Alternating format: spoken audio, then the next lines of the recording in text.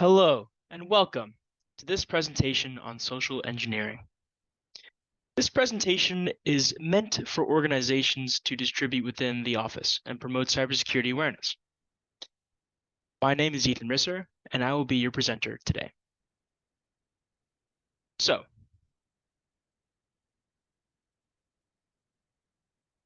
what exactly is social engineering? The name itself implies what its purpose actually is: the manipulation of people. In information security, social engineering is known as an attack method whose goal is to trick a computer user into giving up information. Often the user is the primary target of such methods, who divulge information which helps to compromise a secondary target, which is almost always the user's organization. So, why might a cybercriminal do this? The most vulnerable part of a computer system is the user. Humans are naturally prone to make mistakes, and we can easily be misled and manipulated if we are uninformed.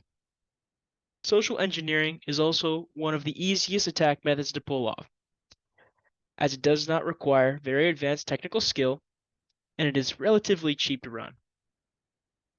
Also, the payoffs are rather large.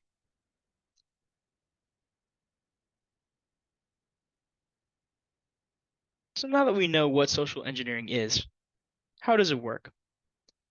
There are several classifications of social engineering. These include dumpster diving, phishing, reverse social engineering, shoulder surfing, watering hole, and advanced persistent threat. The most common of these is phishing, which often appears in the wild through email. But there are numerous attack vectors, such as mobile messaging, social media, pop-ups, fake advertisements, you name it. Social engineering plays off of psychology and relies on 6 principles of influence to succeed in its aim.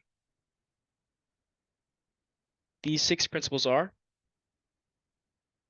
reciprocity, commitment and consistency, social proof, authority, liking, and scarcity.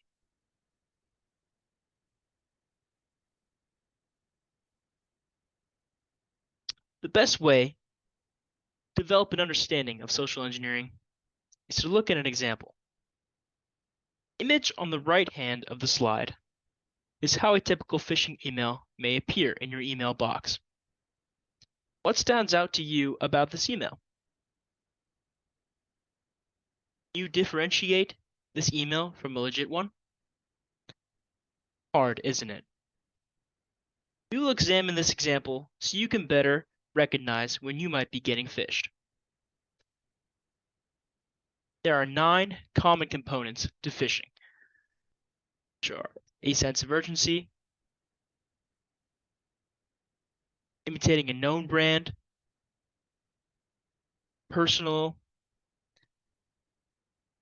mistakes, often have attachments and links. Looking at this email, we can notice fear tactics being employed in the header, along with urgency, saying a payment that has been declined. Email is imitating Apple, a popular brand, through the use of their name in the address, and mimicking their support message structure. The email is also impersonal by addressing the recipient as Apple user. A legit email will almost always address you by name. The body of the email is wrought with spelling and grammatical errors. A large company like Apple surely would spell check emails they send to customers.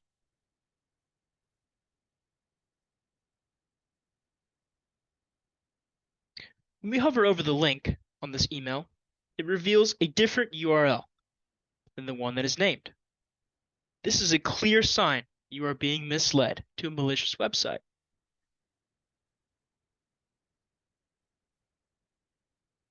The last line gives the user a deadline, attempting to manipulate them to act hastily and make mistakes. Beyond the body, the sign off is impersonal and alludes to a support team which does not exist at Apple, as well as a fake address. The addition of an attachment is also a sign of malicious intent, as a support message most likely will not send you a zip file. While emails are the most common method of phishing, these tactics apply to the other attack vectors as well.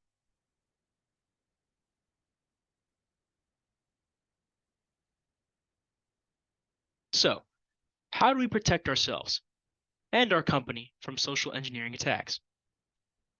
We can employ common sense. Examine addresses and links. If they look suspect, they most likely are.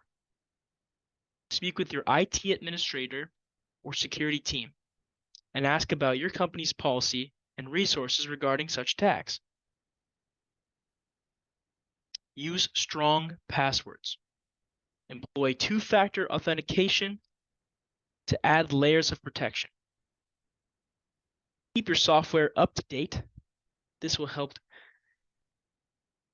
to provide the most up-to-date protection for your system. Finally, stay informed and spread awareness about social engineering. Share what you learned today with your colleagues. We have reached the end of my presentation.